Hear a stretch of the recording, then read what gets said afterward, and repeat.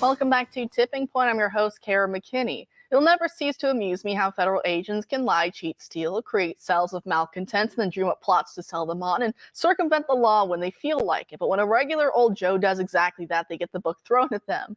Now, I'm not so dense and idealistic as to argue that subterfuge can never be necessary for a state to justly maintain its authority against destabilizing influences. But also, is it really so much to ask for our government to treat us law-abiding citizens with the rights and respect outlined by our founding documents? Because now 16 state attorneys general are signing onto a letter by Montana's AG, Austin Knudsen, this week, accusing the Biden administration of working behind the scenes with UPS and FedEx to bypass warrant requirements and federal prohibitions against having a national gun registry. Joining us now to discuss is John Crump, the Special Projects Coordinator for Gun Owners of America. Thanks for being here tonight, John. Thank you so much, Kara. Great. So gun store owners are saying that FedEx wants them to create 3 separate shipping addresses for firearms, firearm parts, and for firearm related products. Explain for us why that is and what some of those implications may be. Well, there is a bunch of conjecture of why it is. The reason why I think it is, and the reason why a lot of other people think it is so they can create a registry to share with the government and everything else about firearms. If you have to separate firearms out, then you know who is buying guns and where they're going to, which makes it easier to trace. By law, the federal government cannot have a registry, but we've seen them actually do that. But this allows them to have one by going around it by saying, we don't have a registry. These shipping companies are just separating out different products. And it also appears, at least according to this letter, that FedEx is collecting all this information, as you said, firearms, firearm parts, any related products, how much, where they're going, to whom they're being shipped to. But at the same time, now it seems law enforcement, different agencies will be able to ask FedEx for that information, even if there is no warrant. Do you think that's a way to perhaps bypass warrant requirements that some of these AGs are concerned about? Absolutely, it absolutely is. It violates the Fourth Amendment, for example, and I really do believe that these companies would hand over information without a warrant. During the whole frame thing, there was a company called Polymer 80, and the government went to stamps.com and authorize.net and asked them for their records, and they turned it over without a warrant.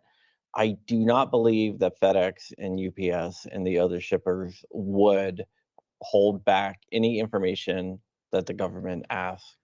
A lot of these companies do not ask for a warrant, and it's kind of sad because that removed one of our protections. I know also in this letter, some of those state AGs were asking FedEx if the Biden administration, if one of those agencies, if specifically the ATF was one who maybe contacted them to kind of change some of their policy on this and to perhaps share with them that information. Do you think that there is reason to speculate that maybe the ATF is involved with this in some way? There's no concrete evidence that they are, but it does fit the pattern. Where there's smoke, there's usually fire, and there is a lot of smoke with this. So I would not be surprised at all if the ATF had something to do with it, but is there concrete proof? No. But organizations like GOA, Gun Owners of America, are looking into this, and we have a lot of sources. As you know, I'm also an investigative journalist, so I have a lot of sources inside the ATF, and we are working to get to the bottom of it. Do you think at this point, just de facto, the government really does have a national gun registry, or at least something approaching it, because we have this story and there's a lot of other pieces of evidence that kind of point in that direction? They definitely do. They at the out of business office in Martinsburg, they have about 1 billion gun records, and most of them have been digitized. Now they say that they're not using OCR technology, but from what I can tell you is they can turn on OCR, which is optical character recognition, within 2 mouse clicks, and it takes less than 15 seconds to turn on. And then they could be able to search for anything. Right now, they claim that they're only using the searches for, tracing firearms found at gun crime scenes, but I honestly believe that it is a registry, and I believe that it is illegal, and GOA is also taking the position that it is illegal.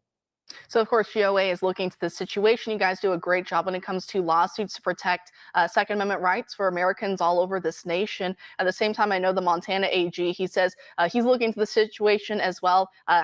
He says these guidelines could violate his state's consumer protection laws. So maybe there may be ways to nip this in the bud. But of course, this is a ever developing story. And that's why I'm glad to have you on. Thanks for joining us tonight, John.